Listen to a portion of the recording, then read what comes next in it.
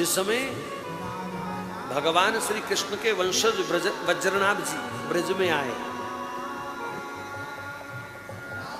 ब्रज में उस समय एक चींटी भी कहीं दिखाई नहीं देती थी, बिल्कुल वीरान वृंदावन, केवल यमुना जी बह रही थी। यमुना जी ने साक्षात प्रकट होकर के दर्शन दिया है। यमुना जी के साथ उनकी बड़ी विशिष्ट वार्ता हुई, वो अलग विषय है।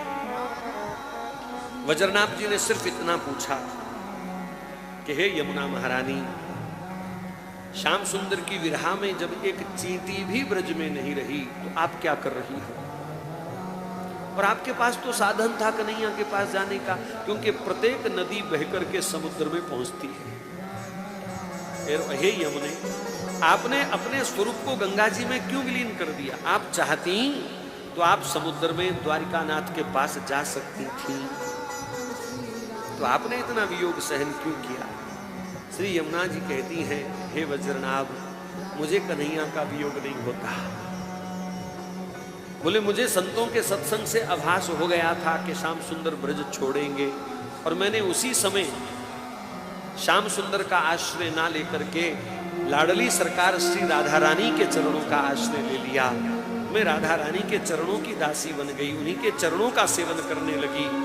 और जब से मैंने लाडली जी के चरणों का सेवन प्रारंभ किया, मुझे एक पल भी श्याम सुंदर का वियोग नहीं होता, क्योंकि श्री जी के चरण छोड़ करके श्याम सुंदर कहीं बाहर जाते ही नहीं।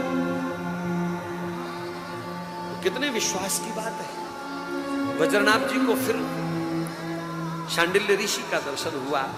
एकांत में बियाबान में घनघोर बंजर भूमि में झोंपड़ी बना करके श्री शांडिल्य ऋषि जी महाराज रहते थे।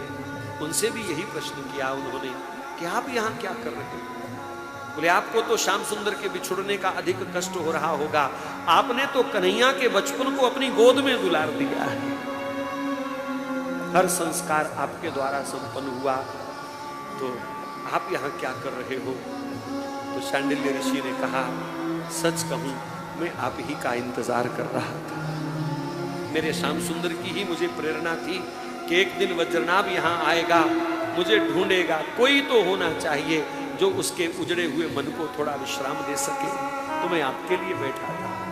चरणों में दंडवत प्रणाम करके बैठ गए। कहा, मुझे भगवान की लीलाएं सुनाओ, मैं भगवान की कथा सुनना चाहता हूँ।